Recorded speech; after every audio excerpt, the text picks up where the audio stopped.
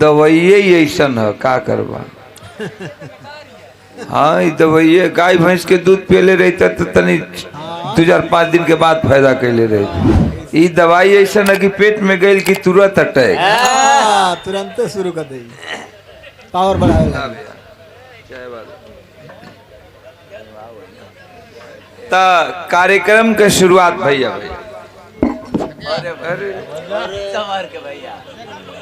मऊ को तू गिरा दे भैया उनकी आप गिरी बा पर ये देख के और हमसे गुरुजी हमके कुछ नहीं बड़ा बड़ा कुल साढ़ आयल हूँ हर महफिलवे में कद गो साढ़ चल जाता हूँ। यही साढ़ तो साहिवाल जाना था। साहिवालों में जर्सी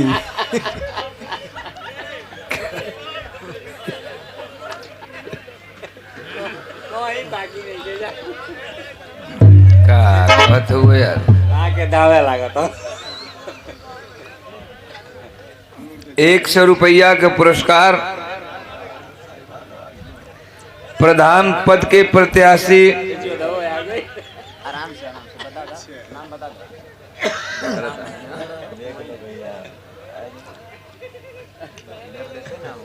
प्रधान पद के प्रत्याशी राम सुमेर यादव कुसरना नोन मटिया कजरी के मशहूर कलाकार हूँ। भाई के धन्यवाद बा बहुत।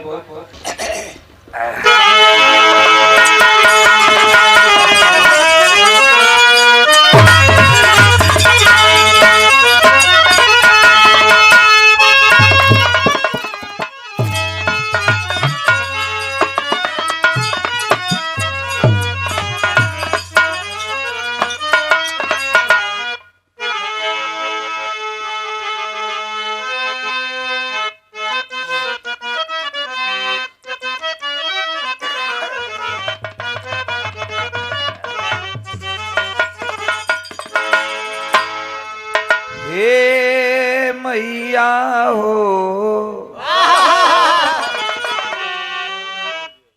हे मैया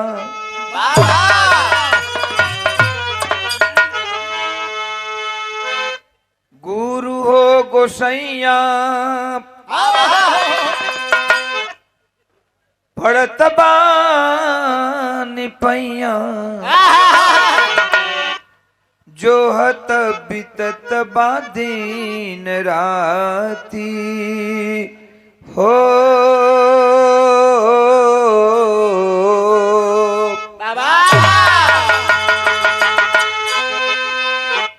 गुरु हो गोसैया पड़त बानी पैया जो हत बितत बा दिन राती हो हमरो नैया के केहू ना खेवैया परवा लगावा तू आके कन्हैया जैसा मुरलिया के अपना बजवल जैसा मुरलिया के अपना बजवल मीरा के तू ही जहर से बचवल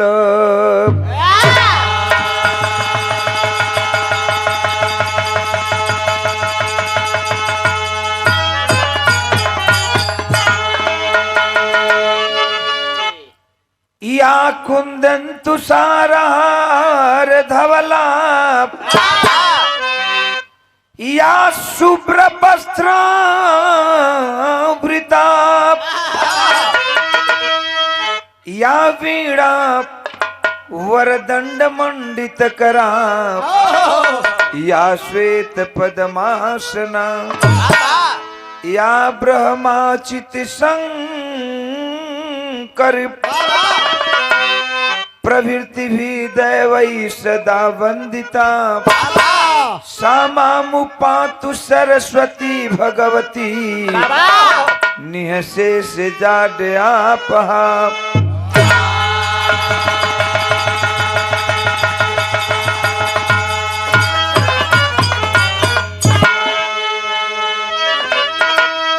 तेरी और चौकड़ी वाले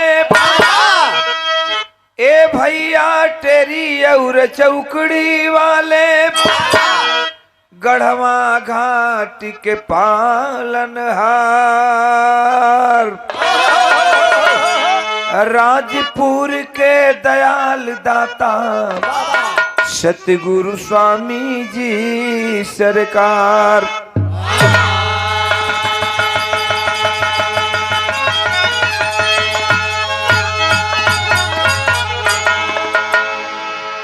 ₹100 का पुरस्कार पुनः सुरेश राम सुमेर यादव कजरी वाला। राम सुमेर भैया के बहुत बहुत धन्यवाद हो, मालिक सुखी रखें। सब भाई लोगन के बहुत बहुत प्रणाम बा। ई आप लोगन के जो दुलार प्यार आप लोगन ही देला, यह बहुत दूर दूर से खींच के आप लोगन के लगे ले आवेला। ता इतना दूर से आप लोगन बुलावेला, गवैयन के बैठ के सुनेला। हम एक बात 5 मिनट गाना बजाना एक अलग चीज हो। बिरहा गाना धून तरज छिनरी भौजी कजरवा टिकुलिया इस सब एक अलग हो। बिरहा गाना बजाना एक अलग हो। 5 मिनट हम एक बात कहते हैं, बतावत हैं, आप लोगन सुन ल ध्यान से। ये हमार जौन बतावत हैं ये तने अमल कैले बा जिंदगी में तो ये हमार दावा बा कि दुनिया का सबसे बड़ा भजन, दुनिया का सबसे बड़ा तीर्थ और दुनिया का सबसे बड़ा पूजा हो जाए। जवन हम कहत हैं ये तने आप लोगन जिंदगी में अमल कैले बा तो दुनिया का सबसे बड़ा पूजा, दुनिया का सबसे बड़ा धाम और दुनिया का सबसे बड़ा भजन इतने में हो जाए। मास्टर तनी बना ला। क्या नौजवानों के लिए? अच्छा वो बतिया वो कमवाए। हाँ खुश रहा भाई, खुश रहा, खुश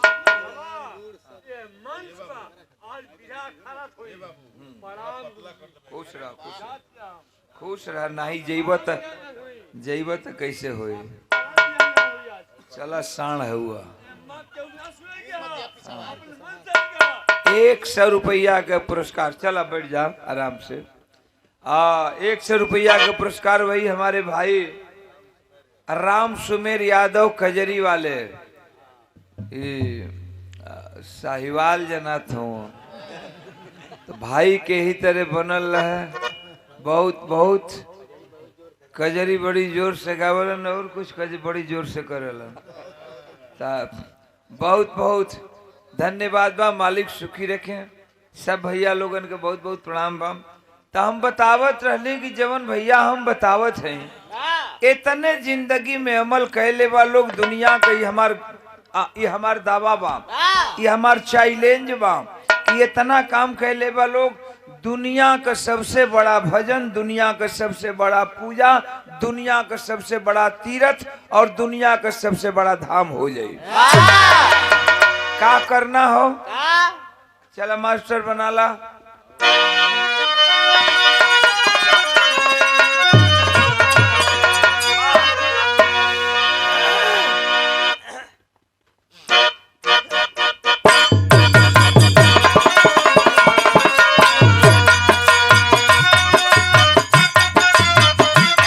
बहुत अच्छे बेटा, क्या बात है।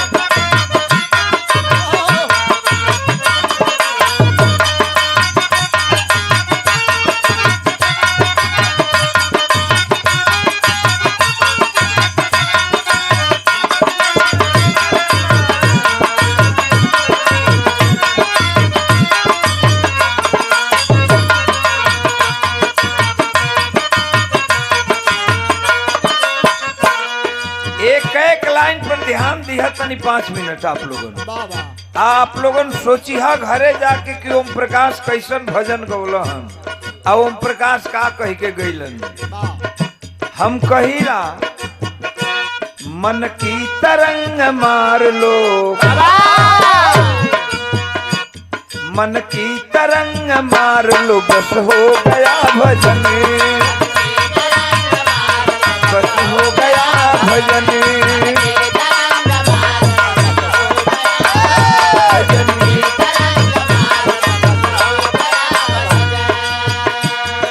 एक बात और करना हो, मन की तरंग मार लो, बस हो गया भजन।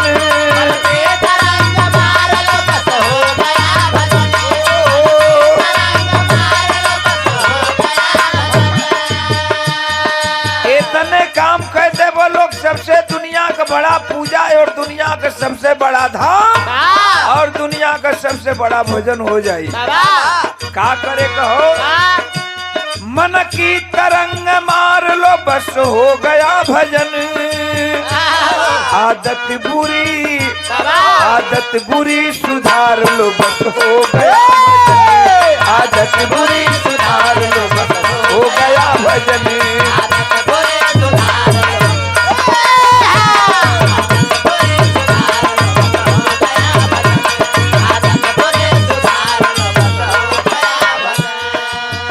मानव के रूप में इंसान बन करके हम लोग इस मृतलोक में आए हैं, तो आप लोगन के एगो और चीज जानल जरूरी बा। का जानल जरूरी हो, कहाँ से तू आया है, कहाँ पे जाना है, इतने जान जा।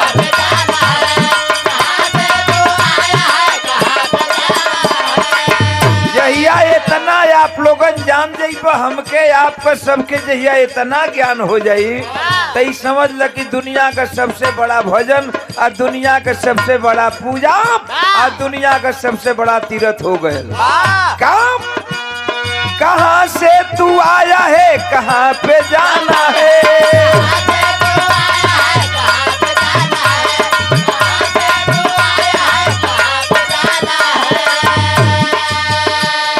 कहाँ से तू आया है।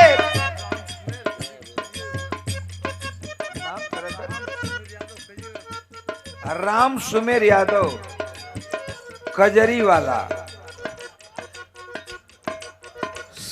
राम सुमेर यादव कजरी वाला भाई के बहुत बहुत धन्यवाद बा, मालिक सुखी रखे। कहाँ से तू आया है, कहाँ पे जाना है,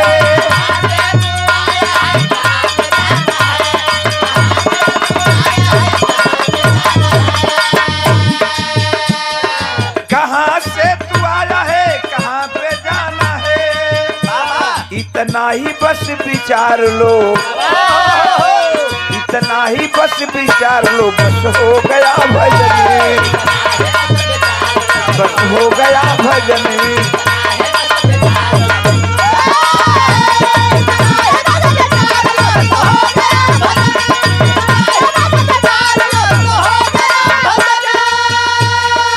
ये 500 रुपया का पुरस्कार बाबूजी ग्राम भैया लाल, भैया लाल मिथुन ड्राइवर टेम्पू वाला और मिथुन ड्राइवर टेम्पू वाला भाई के धन्यवाद बा। और चला बैठा बढ़िया नहीं ठीक हो, जर्सिया तनी देरी करेला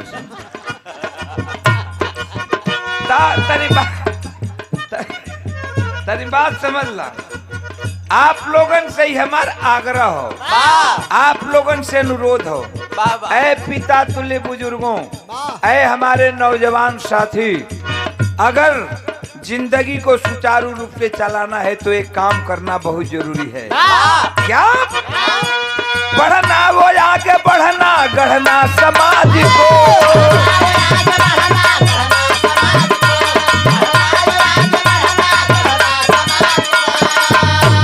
मैं हाथ जोड़ करके आप लोगों से अनुरोध कर रहा हूँ, जो हमसे बड़े हैं, ये पिता तुल्य बुजुर्गों, ऐ हमारे नौजवान साथियों, आप इतना ही काम जरूर करना कि जब इस दुनिया में जन्म लेकर आए हैं तो आधा पेट खा लेना, पानी पीकर सोकर रात गुजार देना, मेहनत मजदूरी करके आधा पेट खा के पानी पी करके, लेकिन अपने बच्चों को जरूर पढ़ाना। अगर आपका बच्चा शिक्षित है, आपका बच्चा अच्छा तालीम आप अपने बेटा को दिए हैं, ये कोई जरूरी नहीं है कि अपने बेटा को बच्चा को पढ़ाइए कि सरकारी नौकरी करेगा। नहीं चाहिए सरकारी नौकरी। अगर वो बच्चा अच्छा से शिक्षित हुआ है, अच्छा शिक्षा प्राप्त किया है, तो दुनिया के किसी भी कोने में रहेगा, अपना जिंदगी गुजर बसर शौक से अच्छा से कर सकता है। तो मैं आप लोगों से अनुरोध करता हूँ, हाथ जोड़कर विनती करता हूँ और इनाम के रूप में ये चीज मांगता हूँ। क्या? पढ़ना वो आगे बढ़ना, गढ़ना समाज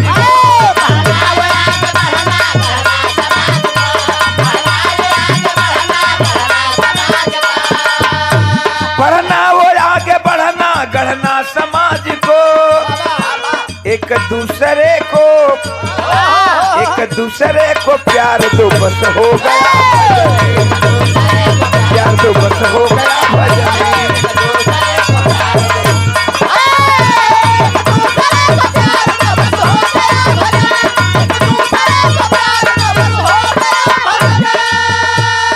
एगो आप लोगों से और हमें बात कहना होगा, क्यों कर रहा झमेला, जाना होगा अकेला।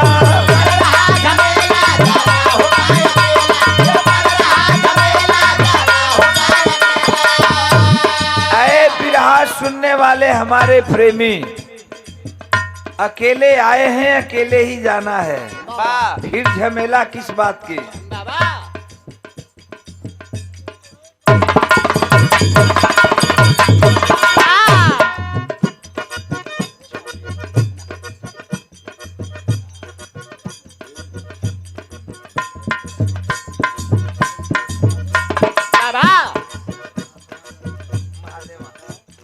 हमरे चंद्रेश भैया महादेवा से और समाजवादी पार्टी के एक अच्छा सिपाही हुन, संघर्षशील सिपाही हुन, समाज सेवी हुन।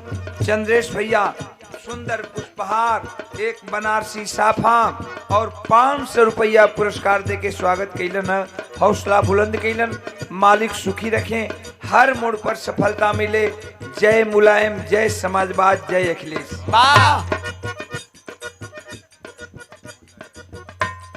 और हमारे हवलदार भैया सुंदर पुष्पहार